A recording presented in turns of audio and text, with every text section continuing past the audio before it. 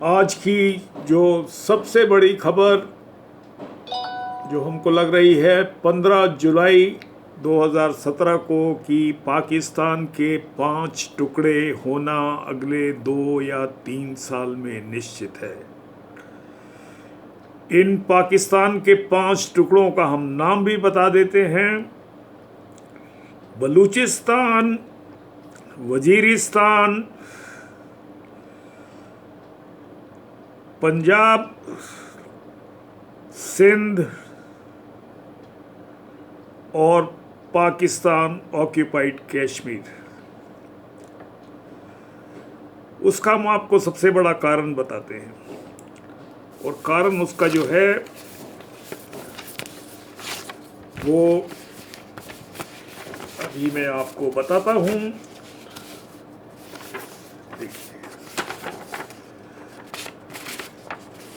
पाकिस्तान का वही हाल होगा जो युगोस्लाविया का हुआ है। इसको आप देखिए,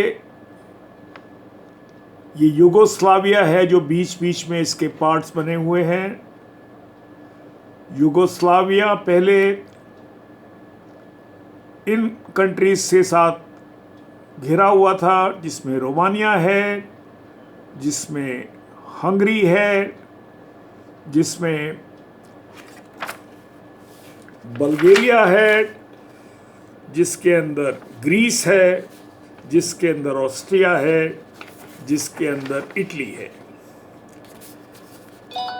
मेरे ख्याल इसको आप मैं इसको ज़रा आपको और पढ़ के ही बता देता हूँ। 7 कंट्रीज से घिरा हुआ था Yugoslavia. Italy, Austria, Hungary, Romania, Bulgaria, Greece और अल्बेनिया। उसके बाद क्या हुआ? वही हुआ जो पाकिस्तान में होने वाला है। हुआ यही, युगोस्लाविया के, मुझे अभी तक याद है, प्रेसिडेंट टीटो होते थे। प्रेसिडेंट टीटो, जवाहरलाल नेहरू और अब्दुल नासिर जो इजिप्ट के प्रेसिडेंट होते थे। इन लोगों ने ज़मीन पर काम नहीं किया। ये तीनों लोग सोशलिज्म में बिलीव करते थे, लेकिन इनके जो रिफॉर्म्स थे वो इन मुल्कों को आपस में जोड़ नहीं पाए। किसी तरह से हिंदुस्तान के लोगों में रिजिलियंस की बहुत बड़ी ताकत है, लेकिन युगोस्लाविया में वो रिजिलियंस नहीं थी। और 2008 में क्या हुआ सुनिए। 2008 में 9 हिस्सों में युगोस्लाविया बट गया। इन 9 हिस्सों को मैं आपको पढ़कर बताता हूँ। पहला है स्लोवेनिया, 1991 में बना। दूसरा मैसेडोनिया, वो भी 1991 में बना। फिर सेंट्रल सर्बिया बना बेलग्रेड की जगह। फिर सर्बिया बना। फिर कोसोवो बना 2006 में। फिर मोंटेग्रो बना 2006 में। क्रोएशिया बना 1991 में ही बन गया था। फिर एक और बना फेडरेशन ऑफ बोस्निया एंड हर्जागोविना, सरजाओ का, मुझको तो बोलना भी पढ़ना नहीं आता। और आखिर में बना 1992 में रिपब्लिक ऑफ स्पास्का। और उसके बाद आखिर के जो 2 थे वो मिल गए आपस में, और उनको Bosnia and Herzegovina 1992। Anyway, moral of the story is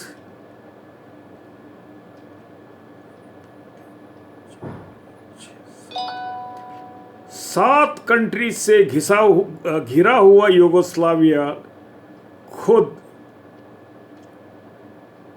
9 हिस्सों में बट गया। ये देखिए,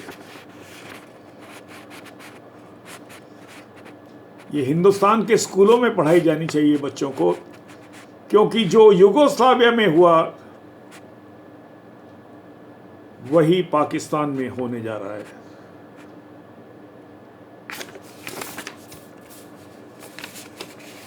पाकिस्तान के 5 टुकड़े होना निश्चित है, और ये बात मैंने पहले भी बोली है, जब पाकिस्तान के टुकड़े होना निश्चित है उस हालत के अंदर चाइनीज़ आर्मी पाकिस्तान के शहरों में घुसकर उन पर कब्ज़ा कर सकती है, और वो हिंदुस्तान के लिए एक बहुत बड़ी मुसीबत का दिन होगा। जो असली चीज़ मैं इस युगोस्लाविया वाली स्टोरी से आपको बताने की कोशिश कर रहा हूँ, ये जो लाल एरिया है बीच के अंदर पाकिस्तान के, ये वो एरिया है, ये जो नक्शा मैं आपको दिखा रहा हूँ ये चाइना ने बनाया है, और सारी जगह जहाँ पर ये लाल लाल आप गहरा हिस्सा देख रहे हैं, ये चाइना इकोनॉमिक जोन बनाया गया है। ये सारे लाल हिस्से में चाइना की इंडस्ट्रियां लगेंगी यहाँ पर, और पाकिस्तानी यहाँ पर आकर उनके गुलाम या उनके वर्कर बनेंगे, डेली वेजेस के लेबरर बनेंगे या मंथली वेजेस के लेबरर बनेंगे। ये नक्शा चाइना ने बनाकर नवाज शरीफ के हाथ में पकड़ा दिया है, और उन्होंने पाकिस्तान के आर्मी चीफ को भी पकड़ा दिया है। चाइना यहाँ पर ये स्टैंड ले रहा है, हम ये जो पूरा लाल एरिया है हम इसको डेवलप कर देंगे, और पाकिस्तान का डेवलपमेंट सिर्फ चाइना के पास हो सकता है, और कोई कंट्री चाइना को डेवलप नहीं कर सकता। इस नक्शे के अंदर जो इन्होंने, चाइना ने 5 हिस्से मार्क किए हैं, और ये पाकिस्तानी को उन्होंने बोला है कि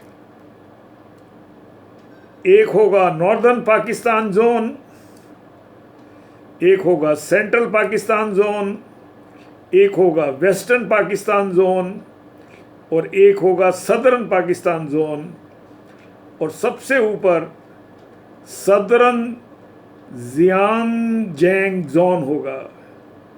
और उन्होंने ये भी बोल दिया है कि इन जगहों पर हम कौन कौन सी इंडस्ट्री लगाएंगे, कहाँ पर हम आपकी माइंस को डिग करेंगे, कहाँ से हम ये करेंगे। एक बहुत हसीन सा नक्शा इन्होंने लेकर पाकिस्तानियों के हाथ में पकड़ा दिया है। चाइनीज़ को शायद ये नहीं मालूम कि पाकिस्तानी बहुत ज़्यादा पाकिस्तानी इलिटरेट हैं। मैं उनका देख रहा था, बलूचिस्तान हो, वज़ीरिस्तान हो, पाक ऑक्यूपाइड कश्मीर हो, वो एक किताब का पन्ना भी नहीं पढ़ पाते, और ये चाइना का नक्शा मैंने आपके सामने दे दिया। मैं समझता हूँ, सोचता हूँ कि कम से कम नरेंद्र मोदी इसको पढ़ना ना भूल जाएं, और इंडियन आर्मी के जनरल्स भी इसको समझें कि ये चाइना का क्या ब्लूप्रिंट है। प्रॉब्लम यहाँ पर 2 आ रही हैं। अगर ये इंडस्ट्रियल एरिया जो मैं आपको डार्क रेड एरिया बता रहा हूँ, अगर ये सक्सेसफुल हो जाता है, तो चाइना के गुड्स, चाहे इंडियन गवर्नमेंट उसको चाहे या ना चाहे, ये सारे के सारे इंडिया के अंदर स्मगल होंगे यहाँ से, और स्मगल होकर ये यहाँ पर इंडियन इंडस्ट्री को, हिंदुस्तान में मैं मैन्युफैक्चरिंग इंडस्ट्री की बात कर रहा हूँ, इसको तबाह करेंगे। ये लाल एरिया सिर्फ पाकिस्तान के लिए खतरे की घंटी नहीं है, ये हिंदुस्तान के लिए भी एक बहुत बड़ी खतरे की घंटी है। इन्होंने ये नक्शे में बताया हम कौन कौन सी इंडस्ट्री कहाँ लगाएंगे, और आप देखिए चाइनीज़ की चालाकी देखिए। जो लाल एरिया है वो सारा इंडिया के आसपास है, इंडिया के साथ लगा हुआ है। और वो जो एरिया जो अफगानिस्तान वगैरह के पास लगता है, वहाँ पर वो कोई इंडस्ट्री नहीं लगा रहे हैं। अब आप और जगह चलिए, ये सड़कें बन रही हैं चाइना से सीधा पाकिस्तान में घुसने के लिए। यहाँ से वो माल लेकर इन सड़कों के थ्रू जो भी उनको पाकिस्तान में करना है वो करेंगे। और ये जो सड़क आप देख रहे हैं, ये सिर्फ चाइना के अंदर की नहीं है, ये वो सड़कें हैं जो क्योंकि इस चाइना पाकिस्तान इकोनॉमिक जोन के अंदर वहाँ तक जाएंगी। और आप लगा सकते हैं कि पाकिस्तान नाम की एक चीज़ एक हिस्ट्री का पार्ट होगी कि यहाँ पे एक ज़माने में पाकिस्तान होता था, अब इसको चीनिस्तान बोलते हैं। एक दो चीज़ें मैं आपको और बता दूं, वजीरिस्तान वही एरिया है जहाँ से पाकिस्तान की क्रिकेट के क्या नाम है उनका प्लेयर, इमरान खान। ये पाकिस्तान का जो एरिया है, इसके ऊपर टेररिस्ट ग्रुप्स अलकायदा और ISIS के ग्रुप्स ने पाकिस्तान के हिली एरियाज़ में पूरा कब्ज़ा कर रखा है। ये ऑलरेडी नवाज शरीफ और पाकिस्तान आर्मी के कब्ज़े के बाहर हैं। आपको याद होगा पेशावर के पास कई स्कूली बच्चों की हत्या हुई थी। ये हत्या उन्हीं टेररिस्ट ग्रुप्स ने की थी, जहाँ पे उन्होंने एक पाकिस्तान की आर्मी के ऑफिसर्स के बच्चों के स्कूल में घुसकर उन्होंने कई बच्चों को उन्होंने जान से मारा था। पाकिस्तान आर्मी इनसे लड़ती रहती है, इनकी लड़ाई होती रहती है। और आप ये देखिए, पाकिस्तान वजीरिस्तान में इस समय 1.5 लाख सोल्जर्स पाकिस्तान के वजीरिस्तान में, जो पाकिस्तान का पार्ट है, वहाँ पर उनका इस समय युद्ध चल रहा है। 1.5 लाख सोल्जर्स पाकिस्तान का लगा हुआ है और वो 30,000 टेररिस्ट से लड़ रहे हैं। ये मैं उन लोगों के लिए बात कर रहा हूँ जो लोग कश्मीर में बात की हिंदुस्तान की आर्मी की बात करते हैं। मैं उनको बता दूँ, 1.5 लाख पाकिस्तानी आर्मी इस समय वजीरिस्तान में है और जो 30,000 टेररिस्ट के साथ लड़ी थी, और 30,000 तो मर चुके हैं अब तक। लेकिन 9/11 के बाद जो टेररिस्ट अटैक्स हुए हैं वजीरिस्तान में, उसमें 50,000 सिविलियंस मरे हैं।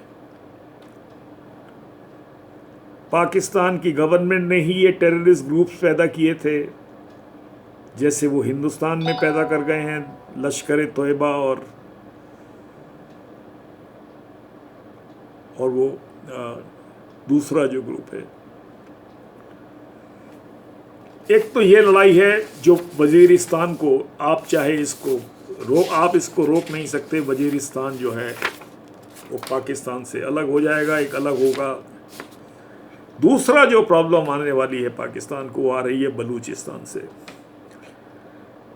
बलूचिस्तान में आप ये देखिए कि बलूचिस्तान के पास पाकिस्तान का 44% एरिया है, 44%।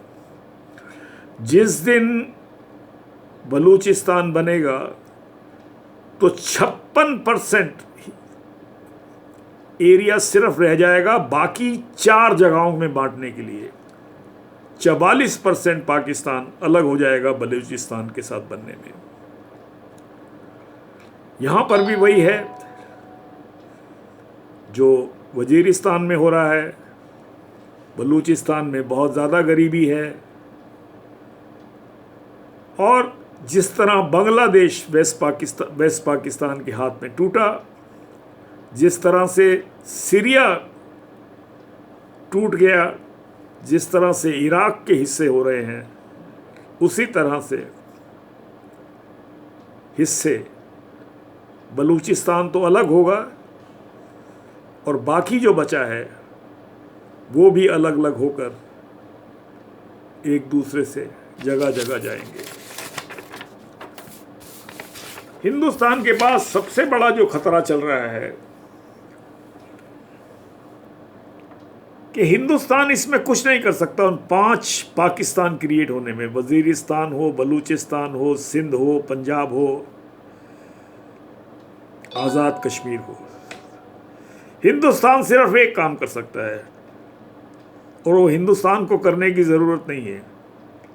जब पाकिस्तान के 5 टुकड़े हो जाएंगे तो आपकी देश में, हिंदुस्तान में शांति हो जाएगी।